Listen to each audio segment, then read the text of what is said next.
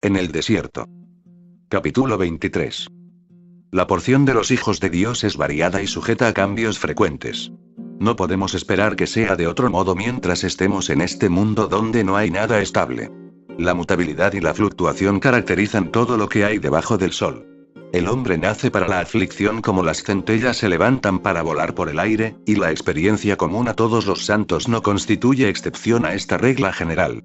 En el mundo tendréis aflicción. Juan 16:33, advirtió Cristo claramente a sus discípulos. Mas, añadió, confiad, yo he vencido al mundo, y por lo tanto, participaréis de mi victoria. Con todo, a pesar de que la victoria es cierta, sufren muchas derrotas por el camino. No disfrutan de un verano continuo en sus almas. Pero no siempre es invierno para ellos. Su travesía por el mar de la vida es parecida a la de los marineros en el océano. Suben a los cielos, descienden a los abismos. Sus almas se derriten con el mal. Claman empero a Jehová en su angustia, y líbralos de sus aflicciones. Salmo 107, 26, 28. Así es, también, con los siervos de Dios. Es verdad que disfrutan de muchos privilegios ajenos al resto de los creyentes, pero tienen que responder de ellos. Los ministros del Evangelio no han de gastar la mayor parte de su tiempo y energías entre los infieles, afanándose por ganar su sustento. Por el contrario, están resguardados del contacto constante con los impíos, y pueden y deben emplear la mayor parte de su tiempo en el estudio, la meditación y la oración. Además, Dios les ha otorgado dones especiales de carácter espiritual, una mayor medida de su espíritu y una visión profunda de su palabra, que debería capacitarles mucho más para hacer frente a las pruebas de la vida. Con todo, la tribulación también es su porción mientras están en este desierto de pecado. La corrupción que mora en ellos no les da descanso de día ni de noche, y el diablo hace de ellos los principales objetos de su malevolencia, buscando siempre enturbiar su paz y destruir el bien que pueden hacer, descargando sobre ellos todo el furor de su odio. Es justo que se espere mucho más del ministro del Evangelio que de los demás. Se requiere de él que sea ejemplo de los fieles en palabra, en conversación, conducta, en caridad, en espíritu, en fe, en limpieza. 1 Timoteo 4:12. Y el mostrarse en todo por ejemplo de buenas obras. En doctrina haciendo ver integridad, gravedad. Tito 2:7. Pero, aunque sea un hombre de Dios, es un hombre y no un ángel, y está rodeado de flaqueza e inclinado al mal. Dios ha depositado su tesoro en vasos de barro.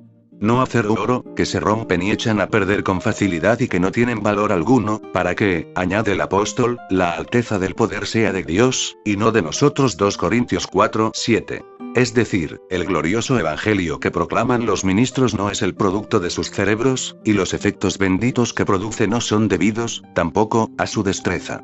No son más que instrumentos, débiles y sin valor en sí mismos. Su mensaje procede de Dios, y sus frutos son debidos únicamente al Espíritu Santo, de modo que no tienen motivo alguno de vanagloria. Y asimismo, los que se benefician de sus esfuerzos no tienen razón alguna de hacer de ellos héroes, ni de considerarles seres superiores que merecen ser tenidos como dioses de menor cuantía.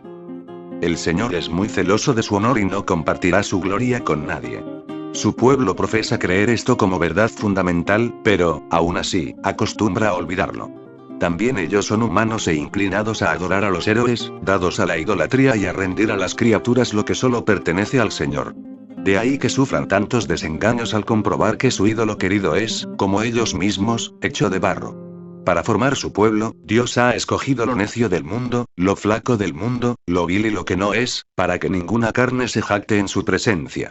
1 Corintios 1, 27, 29. Él ha llamado a hombres pecadores, aunque regenerados, y no a ángeles para que predicaran su evangelio a fin de hacer evidente que la alteza del poder al llamar a los pecadores de las tinieblas a su luz admirable no estriba en ellos ni procede de ellos, sino que solo Él es el que da el crecimiento a la semilla por ellos sembrada, así que, ni el que planta el evangelista es algo, ni el que riega el maestro, sino Dios. 1 Corintios 3, 7. Es por esta razón que Dios permite que resalte el hecho de que los mejores hombres no son más que hombres.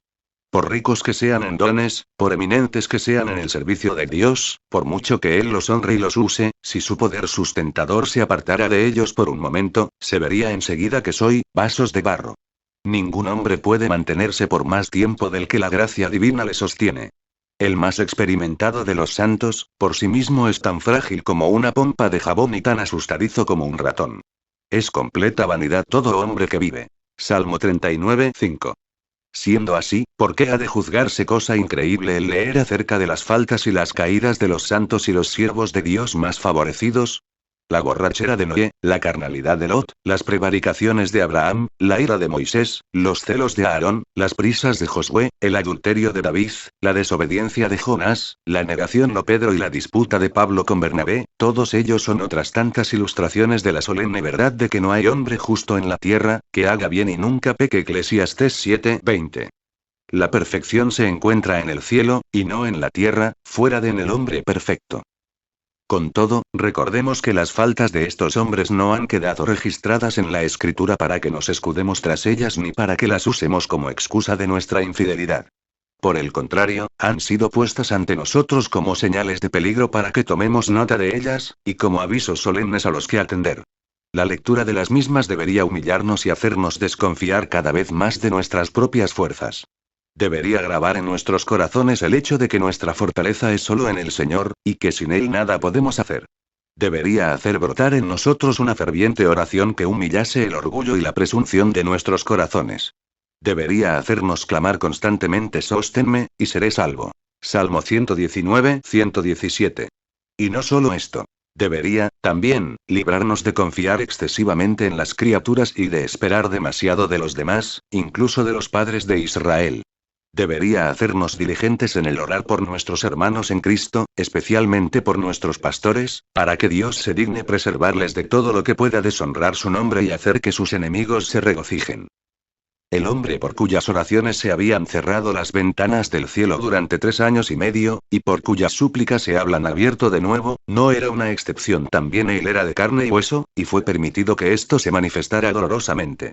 Jezabel envió un mensajero para que le informara de que al día siguiente iba a sufrir la misma suerte que sus profetas.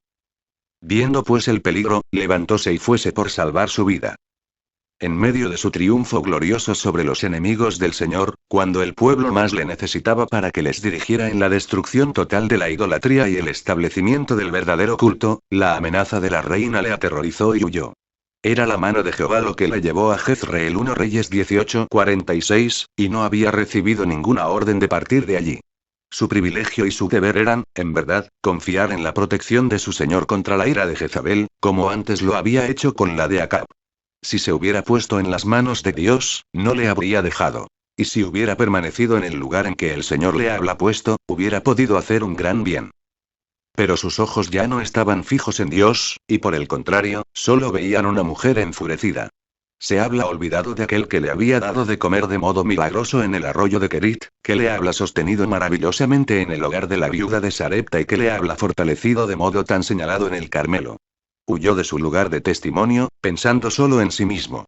Pero, ¿cómo podemos explicarnos este desliz tan extraño? Es indudable que sus temores fueron producidos por lo inesperado de las amenazas de la reina. ¿No era justo que esperara con gozo la cooperación de todo Israel en la obra de reforma? La nación entera que había clamado: Jehová es el Dios. ¿No se sentiría profundamente agradecida de que sus oraciones hubieran producido la tan necesitada lluvia? Y, de repente, todas sus esperanzas se vieron frustradas violentamente por este mensaje de la exasperada reina.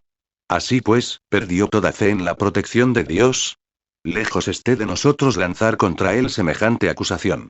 Más bien parece que quedó momentáneamente abatido y lleno de pánico. No se detuvo a pensar, sino que, al tomarle por sorpresa, obró siguiendo sus impulsos. Cuán acertada la amonestación: el que creyere, no se apresure. Isaías 28:16. Todo lo que acabamos de mencionar, aunque explica la acción apresurada de Elías, no aclara su extraño desliz. Fue la falta de fe lo que hizo que se llenara de temor. Pero, tengamos en cuenta que el ejercicio de la fe no es algo que esté a la disposición del creyente para usarlo cuando le parezca. No. La fe es un don divino, y el ejercicio de la misma solo es posible por el poder divino. Y tanto al concederla como al usarla, Dios obra de modo soberano. Con todo, aunque Dios siempre obra de modo soberano, jamás lo hace de modo caprichoso. Él nunca aflige gustosamente, sino que lo hace porque le damos ocasión a usar su vara. Nos priva de su gracia a causa de nuestro orgullo, y retira de nosotros el consuelo a causa de nuestros pecados. Dios permite que su pueblo sufra caídas por diversas razones. Aún así, toda caída visible es siempre precedida de alguna falta cometida, y si queremos sacar todo el provecho del relato de los pecados de hombres tales como Abraham, David, Elías y Pedro, hemos de estudiar con atención qué fue lo que les llevó a cometerlos y cuáles fueron las causas. Esto se hace a menudo en el caso de Pedro, pero pocas veces en el de los otros. En la mayoría de los casos, el contexto precedente da indicios claros de las primeras señales de declive. En el caso de Pedro, fue un espíritu de confianza en sí mismo que apuntaba su inminente caída. Pero, en el caso que nos ocupa, los versículos anteriores no ofrecen la clave del eclipse de la fe de Elías, aunque sí los posteriores, en los que se indica la causa de su tropiezo. Cuando el Señor se le apareció y le preguntó: ¿Qué haces aquí, Elías? El profeta contestó: sentido he un vivo celo por Jehová Dios de los ejércitos. Porque los hijos de Israel han dejado tu alianza, han derribado tus altares, y han muerto a cuchillo tus profetas. Y yo solo he quedado, y me buscan para quitarme la vida. Ello nos muestra, en primer lugar, que consideraba demasiado su propia importancia. Segundo, que se ocupaba demasiado de su servicio. Yo solo he quedado para mantener tu causa. Y tercero, que le mortificaba la ausencia de los resultados que habla esperado. Los estragos del orgullo, yo solo, ahogan el ejercicio de la fe. Nótese que Elías repitió esas afirmaciones verso 14, y que la respuesta de Dios, por lo correctiva, parece dictaminar la enfermedad de Eliseo fue nombrado en su lugar. Entonces, Dios privó por el momento a Elías de su poder para que se viera en su debilidad natural. Lo hizo con toda justicia por cuanto solo a los humildes les es prometida la gracia. Santiago 4, 6. Así y todo, aun en esto Dios obra de modo soberano, por cuanto es por gracia solamente que el hombre puede humillarse. Él da más fe a unos que a otros, y la mantiene de modo más constante en algunos que en los demás. ¿Qué contraste más marcado entre la huida de Elías y la fe de Eliseo cuando el rey de Siria envió un gran ejército para arrestar a este, y su siervo dijo: «Ah, señor mío. ¿Qué haremos?».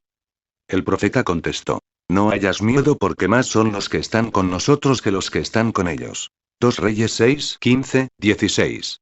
Cuando la emperatriz Eudoxia envió un mensaje amenazador a Crisóstomo, este contestó: «Ve, dile que no temo nada más que el pecado». Cuando los amigos de Lutero le rogaron encarecidamente que no fuera a la dieta de Worms a la que el emperador le había convocado, replicó: «Aunque todas las tejas de todas las casas de esa ciudad fueran un demonio, no me amedrentaría». Y fue, y Dios le libró de mano de sus enemigos. Sin embargo, en otras ocasiones se pusieron de manifiesto las flaquezas de Crisóstomo y Lutero. La causa de la triste caída de Elías fue el que se ocupara de las circunstancias. La sentencia de la filosofía del mundo es que el hombre es el producto de las circunstancias. No hay duda de que esta es, en gran medida, la verdad acerca del hombre natural. Pero no debería ser verdad el cristiano, ni lo es mientras la gracia mora en él de modo saludable. La fe ve a aquel que ordena todas las circunstancias que nos rodean, la esperanza ve más allá de lo que los ojos pueden ver, la paciencia da fortaleza para sobrellevar las pruebas, y el amor se deleita en aquel a quien no le afectan las circunstancias. Mientras Elías miró al Señor, nada temió, aunque un ejército acampara a su alrededor. Pero, cuando miró a la criatura y contempló el peligro, pensó más en su propia seguridad que en la causa de Dios. El ocuparnos de las circunstancias es andar por vista, y ello es fatal para nuestra paz y para nuestra prosperidad espiritual. Por desagradables y difíciles que sean las circunstancias para nosotros, Dios puede preservarnos en medio de ellas, como hizo con Daniel cuando estaba en el foso de los leones y con sus compañeros en el horno de fuego. Sí, puede hacer que el corazón triunfe sobre ellas, como testifican los cantos de los apóstoles en el calabozo de Filipos. Cuán necesario nos es clamar: Señor, aumentanos la fe, cuanto solo cuando ejercitamos nuestra fe en Dios, podemos ser fuertes y estar seguros. Si le olvidamos, y si no somos conscientes de su presencia cuando nos amenazan grandes peligros, es seguro que obraremos de un modo indigno de nuestra profesión cristiana.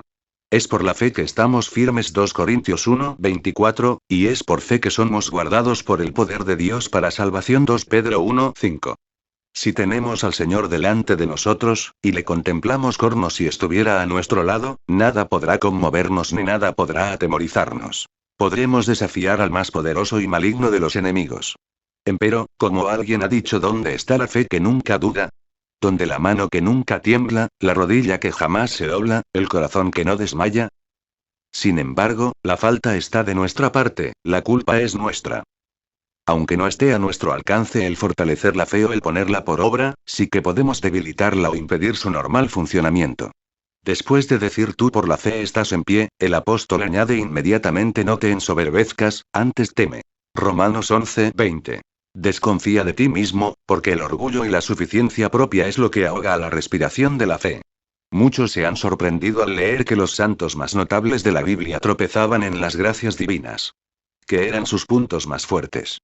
Abraham es notable por su fe y llegó a ser llamado el padre de todos nosotros. Sin embargo, su fe desfalleció en Egipto cuando mintió a Faraón acerca de su mujer.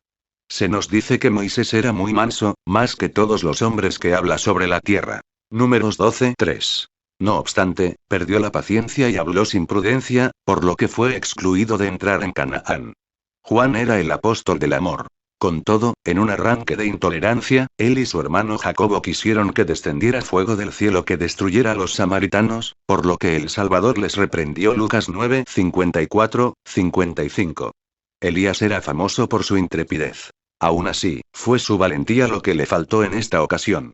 Ello demuestra que ninguno de ellos pudo ejercitar esas gracias que más distinguían sus caracteres sin la asistencia inmediata y constante de Dios. Y que, cuando estuvieron en peligro de ser exaltados en demasía, tuvieron que luchar contra la tentación sin su acostumbrada ayuda. Solo cuando somos conscientes de nuestra debilidad y la reconocemos, somos hechos poderosos. Pocas palabras bastarán para hacer la aplicación de este lamentable hecho. La lección principal del mismo es, sin duda, un aviso solemne para los que ocupan posiciones públicas en la viña del Señor. Cuando Él tiene a bien obrar por ellos, se levanta, con toda seguridad, oposición feroz y poderosa. Dijo el apóstol: se me ha abierto puerta grande y eficaz, y muchos son los adversarios. 1 Corintios 16:9. Las dos cosas siempre van juntas. No obstante, si el Señor es nuestra confianza y fortaleza, no hay nada que temer. Satanás y su reino sufrieron un golpe certero y fatal aquel día en el Carmelo y, si Elías se hubiera mantenido firme, los 7000 adoradores secretos de Jehová se habrían atrevido a unirse a su lado, se habría cumplido la palabra de Miqueas 4:6,7, y el pueblo habría sido librado de la cautividad y la dispersión que siguieron. Sí, un solo paso en falso bastó para que estas perspectivas felices se derrumbaran y no retornaran jamás. Busca la gracia, siervo de Dios, para resistir en el día malo, y estar firme, habiendo acabado todo. Efesios 6:13. Pero este triste incidente tiene una lección saludable que todos los creyentes necesitan guardar en sus corazones. La calda solemne del profeta sigue inmediatamente a las maravillas que tuvieron lugar en respuesta a sus súplicas. Qué raro nos parece. Mejor dicho, qué penetrante. En los capítulos precedentes hicimos énfasis en que las operaciones gloriosas que se obraron en el Carmelo ofrecían al pueblo de Dios la ilustración más sublime y la demostración más clara de la eficacia de la oración. Por lo que esta secuela patética les muestra, en verdad, cuán necesario es que estén en guardia cuando han recibido alguna misericordia grande del trono de la gracia. Si el apóstol necesitó un aguijón en la carne, un mensajero de Satanás que le abofeteara, porque la grandeza de las revelaciones no le levantasen descomedidamente. 2 Corintios 12:7, cuán necesario nos es alegrarnos con temblor. Salmo 2:11, cuando nos exaltamos demasiado por haber recibido contestación a nuestras peticiones. Cuán necesario que cada uno de nosotros no tenga más alto concepto de sí que el que debe tener, sino que piense de sí con templanza, conforme a la medida de fe que Dios repartió a cada uno. Romanos 12:3. Amén.